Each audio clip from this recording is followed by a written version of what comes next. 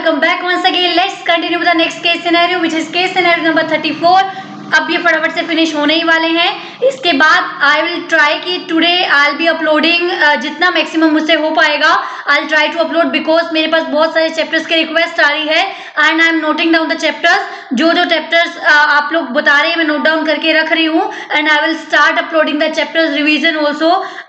चलिए अभी करते हैं फटाफट से स्टार्ट एंड फिनिश करते हैं विद द कंसेप्चुअल क्लैरिटी. देखते हैं क्या कह रहा है case scenario number 34. Advance traders is a partnership form in Jaipur. Advance traders कहाँ की है पार्टनरशिप फॉर्म? जयपुर राजस्थान की है. फॉर्म ने क्या रजिस्ट्रेशन क्या करा है? The form has obtained the GST registration at head office in Jaipur. Registration कहां पर लिया हुआ है? जयपुर में हेड ऑफिस में लिया हुआ है. एंड मंथली रिटर्न फाइलर है, मतलब नॉर्मल स्कीम में ये क्या है? रजिस्टर्ड है. Further firm is having its depot for storage of the goods in other district of Rajasthan also. Firm ने क्या करे हुए हैं? राजस्थान स्टेट के अंदर ही बहुत सारे डिपो खोले हुए हैं जहां पे वो स्टोरेज कर सकता है, बट क्या किया हुआ है? The depots are added as an additional place of business in GST registration. मतलब लिया तो रजिस्ट्रेशन एक ही रजिस्ट्रेशन लिया हुआ है हेड ऑफिस के नाम पे, बट जो बाकी डिपो है उनको as an additional place declare किया हुआ है. अब एक बात बताओ, जब सिंगल रजिस्ट्रेशन होता है फॉर वन स्टेट तो दूसरे अपने ब्रांच में या दूसरे ऑफिस में जब ट्रांसफर करते हैं तो क्या वहां पर जीएसटी आएगा? नहीं आएगा. जीएसटी कब आता है? जब सेम स्टेट में मल्टीपल रजिस्ट्रेशन हो, तब स्टॉक ट्रांसफर किया जा रहा है, तब सप्लाई की जा रही है, तो जीएसटी आता है. उसके बाद क्या बोला गया है? जुलाई मंथ की बहुत सारी हमें ट्रांजैक्शंस गिवन है, देखते चलते हैं क्या बोल रहा है. चलिए सबसे पहले क्या बोला? Advance traders receive the good worth. Advance trader ने कितनी गुड्स रिसीव करी है? ₹5 lakhs की good it has received for which GST is payable on reverse charge. GST is payable on reverse charge. The goods were received on the 25th of July. अब simple सी बात है, when it is saying that the advance trader receive the goods on which GST is payable on reverse charge, what will be the applicable of the GST? Advance trader will pay the GST because it is in reverse charge. At the same time, advance traders will take the ITC also. Advance trader will take the ITC also. चलिए उसके बाद क्या बोला गया है? The goods received on 25th of July. अब यहाँ पे बात हो जाती है, मैं आपको एक कंसेप्ट रिकॉल करवा दूं सबसे पहले. Time of supply in case of goods के केस में, section 12 time of supply in case of goods के केस में when it is paid in RCM. तो क्या होता है टाइम ऑफ सप्लाई? सबसे पहला होता है goods receive, second is payment made, third is 31st day from the date of invoice. तीन चीजों का अर्लियर देखते हैं, goods received, payment made and 31st date from the date of the invoice. तो गुड्स कब रिसीव हुई है? हमें 25th ऑफ जुलाई को रिसीव हुई है. पेमेंट कब हुई है देखते हैं. सप्लायर ने इनवॉइस इशू करा है 24 जुलाई को इनवॉइस इशू करा है and same has been debited in the bank account. Bank account में डेबिट कब हुआ है? 30 जुलाई को. बैंक अकाउंट में डेबिट कब हुआ? 30 जुलाई को. और बुक्स ऑफ अकाउंट्स में जो ट्रांजैक्शन रिकॉर्ड हुई है that is in the 1st of August. अब हमें पता है पेमेंट क्या होती है? डेबिटेड और बुक्स ऑफ अकाउंट्स में recording whichever is earlier. Payment we use to take debited और recorded in the books of account whichever is earlier. Debited हुआ यहाँ पे, रिकॉर्ड हुआ बुक्स ऑफ अकाउंट में 1st August को, तो दोनों का अर्लियर क्या हो गया? 30th of July.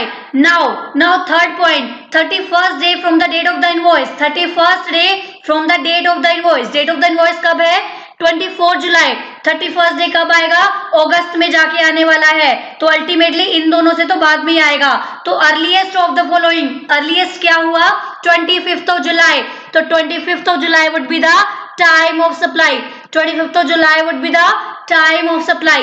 चलिए उसके बाद क्या कह रहा है? सेकंड पॉइंट देखते हैं. सेकंड पॉइंट कह रहा है इन the month of July advance traders issued the voucher worth. Advance trader ने वाउचर कितने का इशू करा है? 2 lakhs का वाउचर इशू करा है to its customer which were eligible to be redeemed against the identified goods.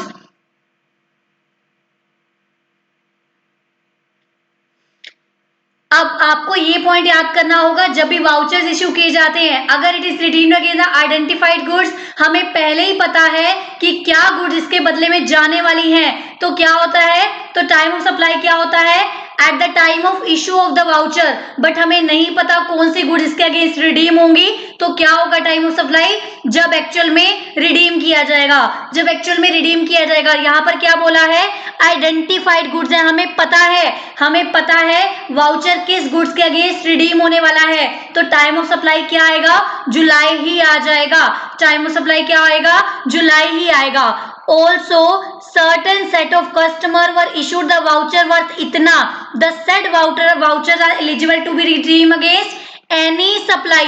जो 5 लाख का वाउचर है वो ये बोल दिया गया eligible to be redeem against, किसके बदले आप कुछ भी ले सकते हो, any supply regarding next 6 month, अगले 6 मंथ तक आप कुछ भी ले सकते हो। तो 2 लाख का तो टाइम ऑफ सप्लाई क्या आ रहा है, जुलाई में ही। क्यों, क्योंकि it is redeemed against the identifiable supply. But 5 lakh says that 5 lakh के लिए क्या बोला गया है, it can be redeemed against the any supply, मतलब we don't know at the time of issuing the voucher that what kind of supply we are going to made regarding this 5 lakhs rupees। तो जुलाई में कौन सा taxable होगा, जुलाई में taxable will be the 2 lakhs rupees, जुलाई में taxable होगा 2 lakhs वाला। उसके बाद चलिए क्या कह रहा है, mister X partner in the firm booked hotel in Jaipur. Mister X ने क्या करा, होटल बुक किया जयपुर में for the wedding of daughter in the month of the October. Wedding of daughter in the month of the October, जुलाई में book कब किया है, अक्टूबर के लिए बुक करा है। चलिए देखते हैं क्या कह रहा है, booking was paid by way of online payment made in the July, the hotel charge इतना इतना। अब सिंपल सी बात है, पर्पस देखो, पर्पस यहाँ पे क्या है, वेडिंग ऑफ द डॉटर। क्या पर्सनल पर्पस के लिए खर्चे किए गए हो तो आईटीसी मिलता है, नहीं मिलता। पर्सनल पर्पस के लिए खर्चे किए हो तो आईटीसी मिलेगा, नहीं मिलेगा। अब दूसरी बात, मैं आपके इसके साथ एक पॉइंट लगता है रिकॉल कराती हूँ, इन केस यहाँ पे डॉटर वेडिंग नहीं होती और कोई बिजनेस का पर्पस होता तो क्या यहाँ पे आईटीसी मिलता, मिल जाता। वाई, बिकॉज राजस्थान में ही सप्लाई ली गई है, सप्लाई राजस्थान में ही है, तो सप्लायर क्या चार्ज करेगा, सीजीएसटी, एसजीएसटी, एंड रिसिपिएंट भी राजस्थान का ही है, इमूवेबल प्रॉपर्टी भी राजस्थान की है, तो प्लेस ऑफ सप्लाई क्या होगा, राजस्थान, तो सीजीएसटी एसजीएसटी चार्ज होगा। एंड जो रिसिपिएंट है एडवांस ट्रेडर्स कहाँ कर हैं, एडवांस ट्रेडर्स भी राजस्थान के ही है, तो इनको मिल जाता। बट इन दिस केस नहीं मिलेगा ITC, reason is because it is use for the personal supply, daughter की वेडिंग के लिए लिया गया है तो कुछ भी आईटीसी नहीं मिलेगा। चलिए नेक्स्ट पॉइंट देखते हैं क्या कह रहा है, advance traders made a supply of goods worth 25 lakhs during the month of जुलाई। जुलाई के मंथ में 25 lakhs की सप्लाई की गई है। आउट ऑफ अफोरसेड सप्लाई, जो ऊपर सप्लाई की है 25 lakhs की, उसमें से 5 lakhs रुपीज ऐसे हैं on which GST were not liable to be charge, on which GST were not liable to be charged. However, advanced traders charge the GST। अब ये बात आपने पढ़ी होगी सेक्शन नंबर 76 में। सेक्शन 76 में हमने क्या पढ़ा था, इन केस किसी भी आइटम पे जीएसटी चार्ज नहीं करना चाहिए था, इन केस किसी भी आइटम पे जीएसटी चार्ज करना नहीं चाहिए था, but still you have charge the GST. अगर आपने चार्ज कर लिया है तो you have to pay to the government, अगर आपने चार्ज कर लिया है you have to pay to the government. अब दूसरी बात, टाइम लिमिट क्या है नोटिस इशू करने की, अरे भाई कोई टाइम लिमिट नहीं है, कभी भी नोटिस, जब भी गवर्नमेंट के माइंड में ये चीज आएगी कि आपने ऐसा ऐसा किया है, गवर्नमेंट आपको नोटिस इशू कर सकता है, तो कोई भी टाइम लिमिट नहीं है, जब उनका दिल करेगा तब वो मांग लेंगे, नोटिस इशू करने का कोई भी टाइम लिमिट यहाँ पे नहीं है। चलो उसके बाद क्या कह रहा है, उसके बाद क्या कह रहा है, due to the clerical error advance trader made a deposit in the minor head penalty of major head IGST, मतलब माइनर हेड के पेनल्टी में डिपॉजिट करा दिया, बट आपको मेजर हेड के आईजीएसटी में डिपॉजिट करवाना चाहिए था। अब क्या हुआ, कोई भी लायबिलिटी ऑफ इंटरेस्ट नहीं है, there is no liability of interest on IGST liability. उसके पास ऐसी कोई भी लायबिलिटी नहीं है जिसमें वो यूज कर सके। अब सिंपल सी बात, ये अभी पीछे अमेंडमेंट आई थी, क्या आई थी? Earlier it was not allowed to be use as इंट्राहेड, मतलब आप क्या कर सकते थे? माइनर से मेजर, मेजर से माइनर में नहीं यूज कर सकते थे, बट अब क्या कर दिया गया है? अलाउड कर दिया गया है। कैसे अलाउ किया गया है? PMT 09 फाइल करने के बाद अलाउ कर दिया है। मतलब मान लो अगर CGST में 5 हेड्स हैं, tax, liability, tax, late fees वगैरह जो भी आपके यहाँ पे आइटम्स हैं, इन केस आपने टैक्स में फाइल करना था, टैक्स में डिपॉजिट करवाना था, बट आपने क्या कर दिया? लेट फीस में कर दिया, तो अब PMT 09 करके क्या कर सकते हो? वहां से शिफ्ट करके टैक्स में कर सकते हो। सेम एज अगर CGST के कॉलम में आपने कर दिया बट आपको IGST के कॉलम में करना था, तो भी आप शिफ्ट कर सकते हो। क्या करके? PMT 09 फाइल करके स्विच कर सकते हो, PMT 09 फाइल करके शिफ्ट कर सकते हो। चलिए उसके बाद देखते हैं क्या कह रहा है। Opening balance of ITC for all the registrations is nil. Opening balance of ITC nil है, सारी ट्रांजैक्शन एक्सक्लूसिव ऑफ GST है, रेट है 18% जो सारे क्वेश्चन में हमें बता देता है। करते हैं स्टार्ट अपना क्वेश्चन। क्या बोल रहा है? Compute the GST liability to be charge, compute the GST liability to be charge from the electronic cash ledger for the month of जुलाई।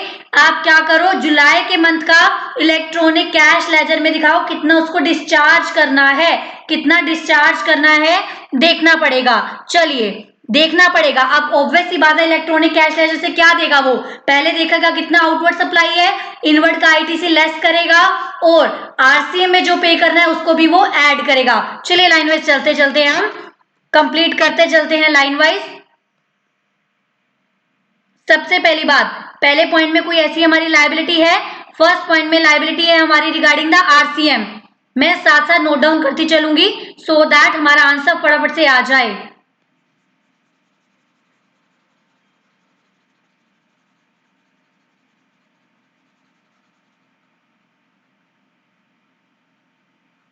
चलिए पहले पॉइंट में क्या था? RCM में लायबिलिटी थी। RCM में लायबिलिटी कितनी है? 5 लाख का निकालो 18%, 90,000। 90,000 क्या होगा? RCM में पे करना है आपने कैश में, और उसका आप ITC भी ले लोगे। ठीक है, 90,000 का आप ITC भी ले लोगे। उसके बाद इन द मंथ ऑफ जुलाई जो वाउचर है 2 लाख रुपीज के वाउचर, तो क्या होंगे? 2 लाख रुपीज के voucher would be taxable in the July only. Why? Because it is redeemable against the identified goods, हमें पता है, बट 5 लाख को हम नहीं करेंगे अभी यहाँ पर taxable. Why? Because 5 lakh we don't know for which goods they are going to be redeem, तो इनको छोड़ देंगे, तो 2 लाख के ऊपर निकाल लेंगे।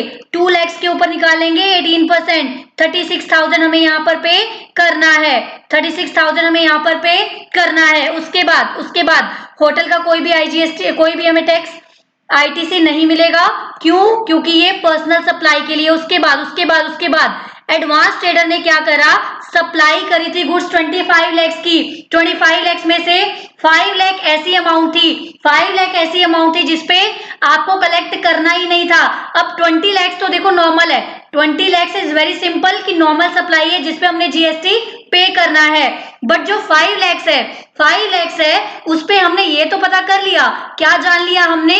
कि अगर आपने कलेक्ट कर लिया, इवन दो इस पे GST नहीं बनता था, but still you have to pay to the government. कब पे करना है आपने गवर्नमेंट को? जब आपने रिसीव करिए तभी आपकी लायबिलिटी बन जाएगी। तो किस मंथ में आपने करा है? जुलाई मंथ में करा है, तो इस 5 लाख की लायबिलिटी की कब आएगी? जुलाई मंथ में ही आ जाएगी। 5 लाख की लायबिलिटी भी कब आएगी? In the month of July ही आ जाएगी। तो टोटल 25 लाख की लायबिलिटी कब आ रही है? जुलाई मंथ में आ रही है। 25 लाख के ऊपर निकालो 18%, 4,50,000 ये भी जुलाई मंथ में आ रही है। नेक्स्ट ट्रांजेक्शन तो जस्ट ट्रांसफर करने की है। चलो निकाल लेते हैं। यहाँ पे 36,000 में ऐड कीजिए 90,000, फिर ऐड कीजिए 4,50,000, लेस कीजिए 90,000 जो हमें RCM का क्रेडिट मिलेगा। 4,86,000 वुड बी द आंसर। एक बार चेक करते हैं, 4,86,000 डी। एक बार चेक कर लेते हैं डी मेरे पास, यस डी में आंसर आ रहा है। एक बार आंसर भी चेक कर लेते हैं लगे हाथ। Yes 4,86,000 is the answer for the same. I hope आपको समझ में आ गया होगा। चलिए सेकंड क्वेश्चन देखते हैं क्या कह रहा है। Amount of ITC available to the advance trader against the hotel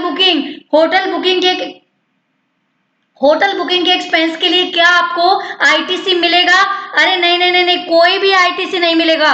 देखते हैं क्या कह रहा है। Nil, there will be no change even if hotel is located outside Rajasthan. बिल्कुल, जब खर्चा है फॉर द पर्सनल पर्पज तो होटल कहीं भी लोकेटेड हो, हमें आईटीसी नहीं मिलेगा। फिर देखते हैं क्या कह रहा है। इतना इतना मिल जाएगा नहीं, इतना इतना मिल जाएगा नहीं, मिलेगा तो नहीं, पर ये कह रहा है आईजीएसटी मिल जाएगा अगर लोकेटेड आउटसाइड। नहीं नहीं नहीं, सिंपल सी बात है, चाहे राजस्थान के बाहर भी होटल हो तो भी आईटीसी नहीं मिलेगा। Why? Because the purpose for the using of this supply of services, purpose of using the availing the service is the personal purpose. तो कोई भी आपको आईटीसी नहीं मिलेगा। A must be the answer. Yes, A is the answer. चलिए next देखते हैं क्या कह रहा है। What is the time limit for issuance of the show cause notice? जो आपने चार्ज कर लिया है GST, for which you don't have to charge the GST. ऐसी सप्लाई जिसके लिए आपको जीएसटी चार्ज नहीं करना था बट स्टिल आपने चार्ज कर लिया, तो गवर्नमेंट कभी भी आपसे मांगेगी, क्योंकि आपने फ्री फंड का पैसा खा लिया गवर्नमेंट का। तो किसी से आपने बेवजह आपने क्या कर लिया, बेवजह पैसा ले लिया, तो गवर्नमेंट आपको कभी भी नोटिस इशू कर सकती है, कभी भी नोटिस इशू कर सकती है। चलिए, नोटिस इशू करने का नो टाइम लिमिट है। इसका जो नोटिस को सेटल करने का time limit I think 1 year है, एक बार कंफर्म कर लेना। और जो इशू करने का टाइम लिमिट है वो कोई टाइम लिमिट नहीं है, इशू करने का कोई भी टाइम लिमिट नहीं है। चलिए नेक्स्ट क्या कहता है। Advance traders claim the refund of amount paid erroneously in the minor head. Advance trader ने क्या करा, रिफंड क्लेम किया।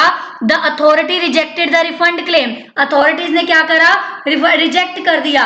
एडवांस ट्रेडर ने क्या मांगा, रिफंड मांगा कि मैंने गलती से दे दिया है, मुझे रिफंड दे दो। और अथॉरिटी ने क्या किया, जीएसटी वालों ने उसको क्या करा, रिजेक्ट कर दिया।